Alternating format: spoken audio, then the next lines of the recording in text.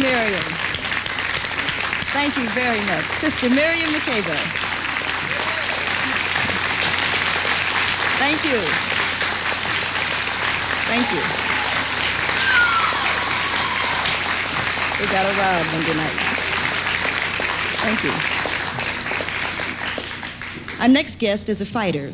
He's a fighter who leads with his principles and follows them up with a devastating combination of wisdom, courage, and warmth.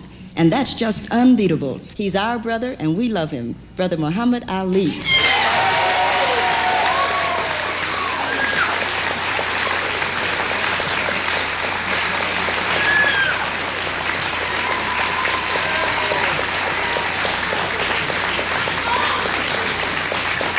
Love it.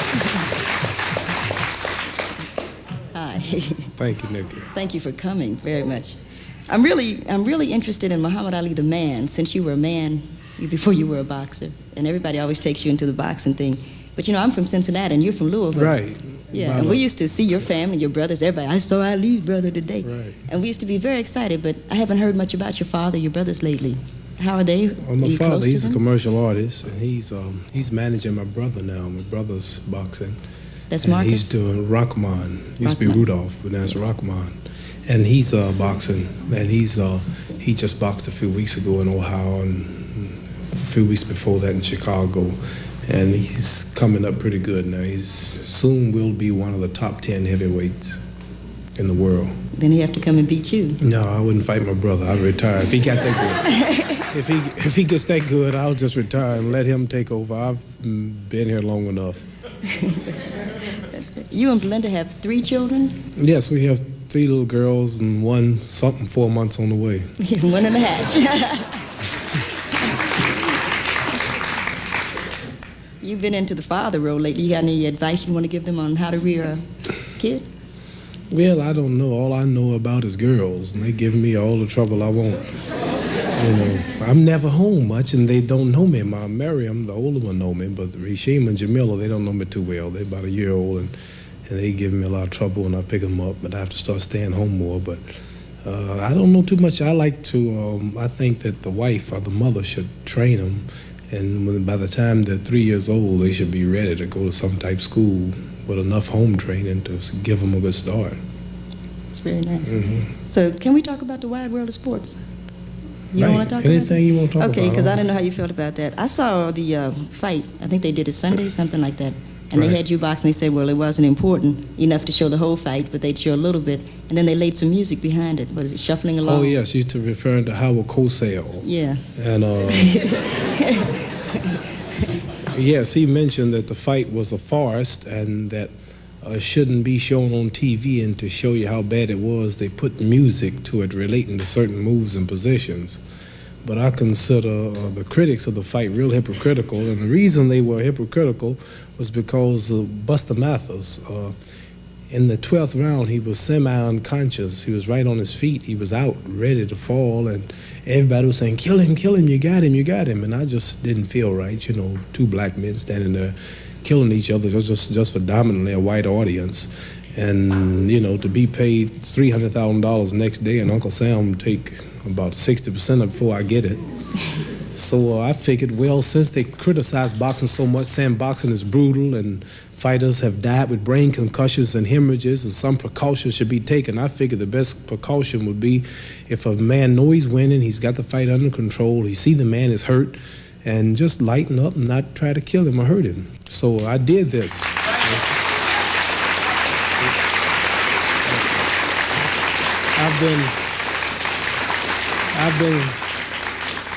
I've been criticized when I fought Floyd Patterson for being brutal and cruel, and Ernie Terrell and Henry Cooper and many people. And they said you wouldn't serve your country, wouldn't go to the army, but yet you can get in the ring, you fight and kill. So I figured, well, being showing humanity and compassion for the fellow man and lightening up on him is just a sporting event, maybe I would get a lot of honor and praise, but I caught more hell for not trying to really hurt him. So from now on, I'm here to announce, like I did on Johnny Carson the other night, there'll be no more lightening up. Since the So next time I'm going to knock him down, and if he gets up, I'm going to try to knock him down again. If he gets up, I'm going to knock him down again. If the referee don't stop it, it's not my fault. If the judges don't stop it, if his wife or his children don't jump in the ring and stop it, it's not my fault. See, because I'm not going to take the blame for putting on phony fights, a fixed fight, or forest fights that's not fit to be on TV. Show you how hypocritical they are. They gave me hell for being rough and violent, and then when I showed compassion and humanity, they gave me more hell, saying the fights ain't worth being showing. So since now I have them on the spot. And if somebody get hurt the next time, they can't say that it's my fault because they gave me hell for trying to be human. Now, I think me and Wide World of Sports, we get along real well, Howard Cosell. And one reason I love Wide World of Sports, I love working with them, was because mainly the poor people got a chance to see my fights.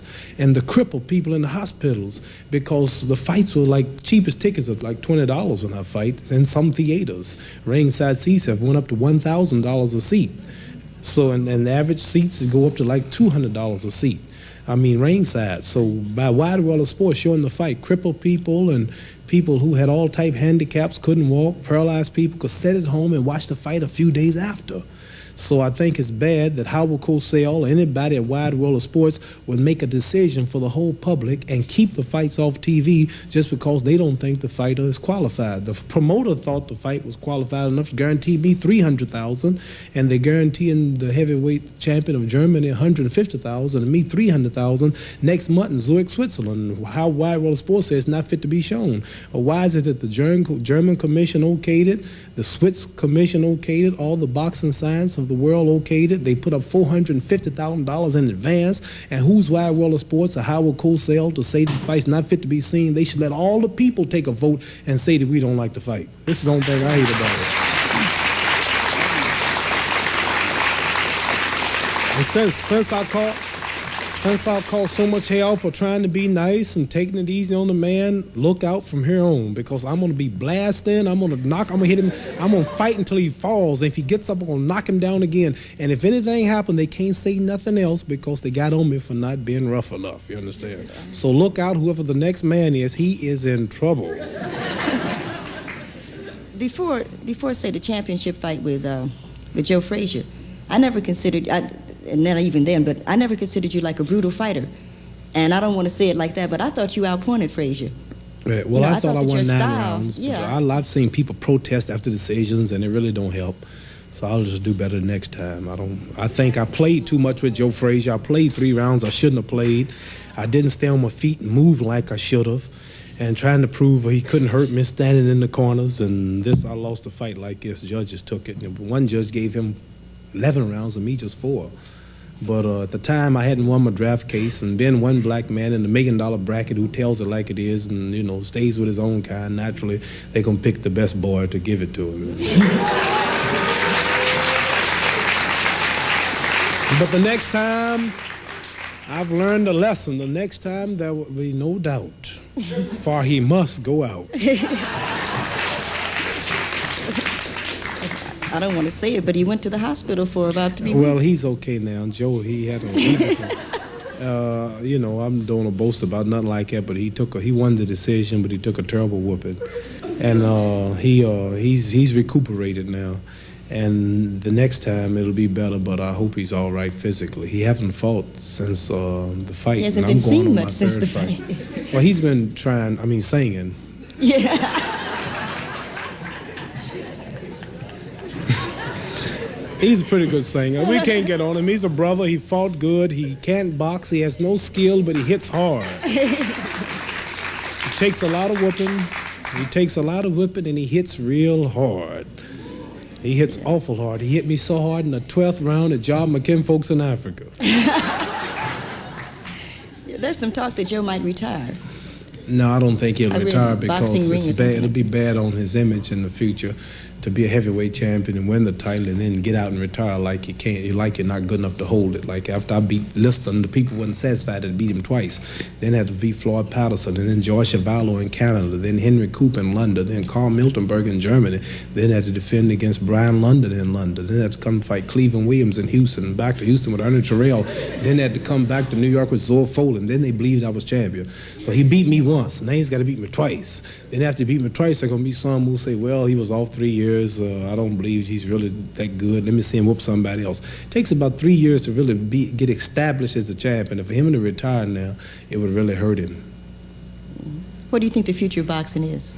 I don't know too much about it. Boxing is going to have to you have to have different contenders. They say boxing is dead now. It's because too many black people rule it. No, this is nothing like you go watch a basketball game in the high school and the same team split up and play each other. There's no interest. So out-of-town schools got to come in our college, and one side's rooting for their champion. When Nino Benvenuti was the middleweight champion of the world, or half Italy flew over to root for their champion. When Dick Tiger was the title holder in Nigeria and Hogan Kid Bassett, all Africa was watching the fights. And when Oscar Bonavino fought me in the garden, everybody from Argentina and the whole country, even the president, said if he can whip me, they'll meet him at the airport. See, like, it's interesting when you got different races and nationalities competing, but when one race dominates, which is us, then it's dead. You understand?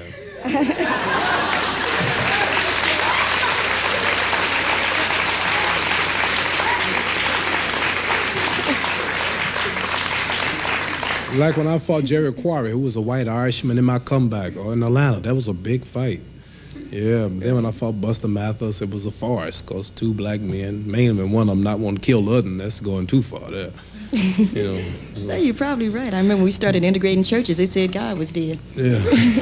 It's the same old crap. What advice would you like to offer the young guys coming up that are interested in sports? Well, I wouldn't advise none of them to be an athlete because it's too risky. You know, like I'm one of the best and I've got a break. Joe Frazier got a break. But like if you have an accident or you break a leg or you don't have the talent you should have and you spend your life trying and the next thing you know you're in a certain age bracket, you didn't make it in life, they consider life a tragedy. One thing for sure, if they go to school, learn to read, learn to write, take up some type of occupation and use their brains and not their fists. If they have anything to do with boxing, be the manager, because usually they get all the money. But the fighting itself or being an athlete, I wouldn't advise no young black men to be. Now that black people are coming into power and now that they're becoming independent and starting to think in the way of self, we need electricians, we need mechanics, we need doctors, we need nurses, we need scientists. This is what... I advise them to, at 3 years old, start watching Sesame Street. I'll sit up and watch it. Many more shows. You really can learn. It's cute the way they put them things together. And my little daughter watches it, and she's getting so smart. She knows everything about it. And then she's going to school. But I advise them all to get all the education and learn to read and learn to spell mainly. That's something most black people don't get too hip to, is reading and spelling. Something I can't do right now, and I advise them all to do that. You're a poet and you're talking like that? What? You can read and spell. Well, I know, but I mean, like, I got common sense, see? But I have people to help me with my spelling. You're serious? Yeah, I'm serious. I'm a bad speller, too. Did you hear about that first Army test they gave me? I failed 2 of them. They said I was mentally unable until they heard I was a Muslim. Then I was smart, but before that... Before that, they didn't want me, and the reporter said, I thought you said that you were No, he said that, you mean you failed your mental test after it came out, one in Houston, then they tried me again in Louisville with psychiatrists. And you know, if I had 12 apples and 3/4 was taken and 1/5 got lost, how many was left? How do I know the answer to all that? And I had to answer all that. And I failed the test. You understand? And the man said, you mean you failed the test? I said, I told you I was the greatest, not the smartest.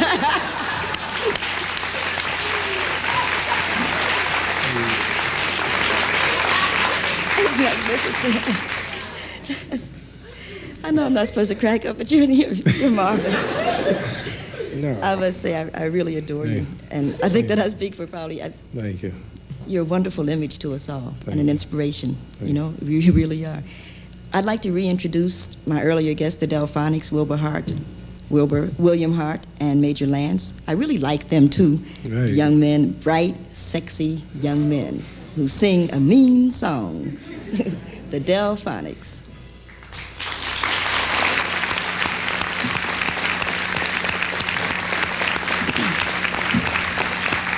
Thank you, Delphonics. Thank you very much. That's Major Harris, William Hart, and Wilbur Hart. I'm showing my age. Major Lance was a long time ago. I'm getting to be an old woman. And I think like most old women, you have to reflect at some point. I wrote a book called Gemini, sort of to bring people up to date, at least on what I think I am, which is not quite, I'm sure, the whole truth. It never is. No reason I should be any different. I got my fantasies. So I wanted to read a part of the essay Gemini from the book Gemini, trying to deal with us. But if black men ever would decide to define a black man in black terms, I think they would have different expectations of us as women. I went to the opening of an African exhibit at the Brooklyn Museum and noticed only about a dozen black men in a crowd of at least 200 people.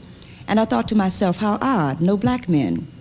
Then I looked at the exhibit piece by piece and began to think I understood something.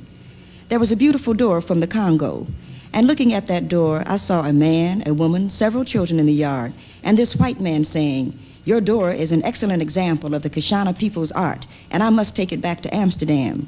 And this beautiful African, barefoot, with perhaps an earring in his left ear, replies, "But this door is the door to my house, and it is not for sale."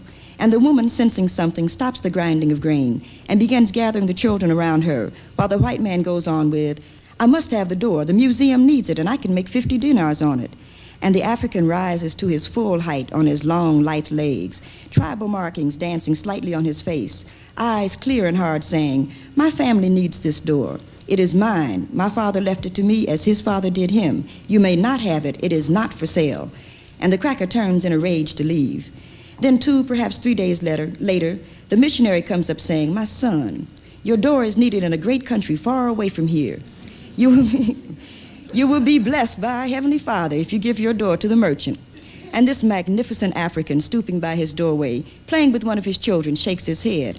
"I would be cursed by my ancestors. Go now, go away and leave us in peace."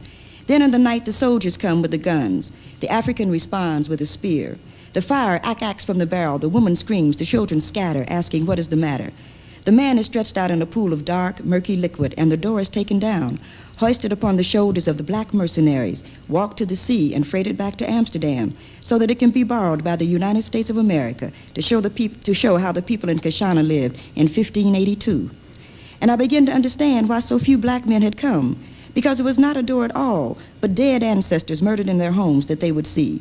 Not a statue from Nigeria, but a raped woman, a slit throat, a burned village. And even as I saw that, I knew I would never understand the reality of being a black man. Men grow beards to protect the throat, have hair on their chest to protect the heart, have afros to cushion the head blows. And these things become aesthetically acceptable, if not preferable, but they always have their groundings in survival. My man and I can walk down the street together, and if some guy says something out of the way to me, it's an insult. To him, it could be his life. I can walk away from words and gestures and still be a woman. He cannot and still be a man.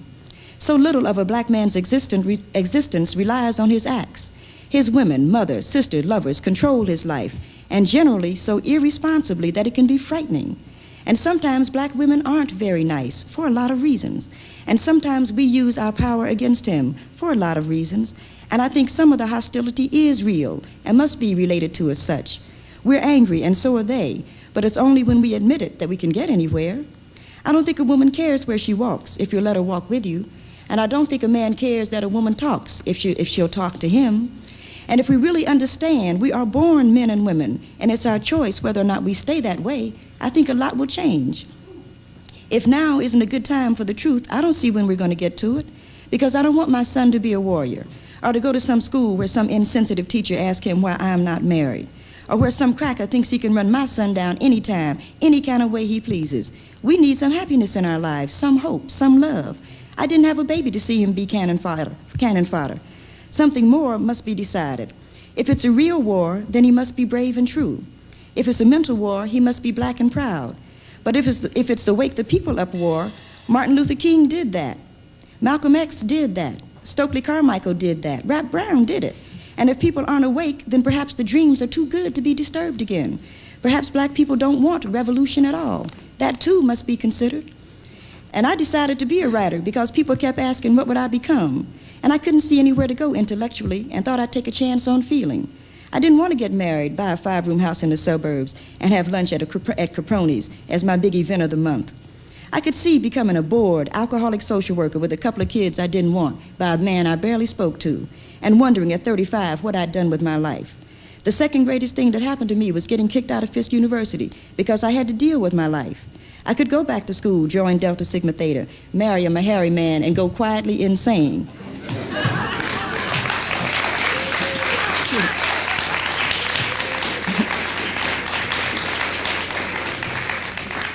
Or I could go on to live. And I think I wanted to be famous because my mother deserves to have the world notice her existence. And my family has worked too hard to be ignored. I don't think I would have cared much if it hadn't been for them, but they deserve more. Other people put a lot of time and energy into me, and they deserve something too. And love means nothing unless we are willing to be responsible for those who love us, as well as those whom we love. People don't just love you out of the blue, you let them. And people have loved me when I needed to be loved. So as an adult, I must give some of that love back to those who want it, or it would have all have been for nothing. I think I'm no different from any other colored girl who has to grow up and make decisions and live by them. I think we are all capable of tremendous beauty once we decide we are beautiful, or of giving a lot of love once we understand love is possible, and of making the world over in that image if we choose to. I really like to think a black, beautiful, loving world is possible. I really do, I think.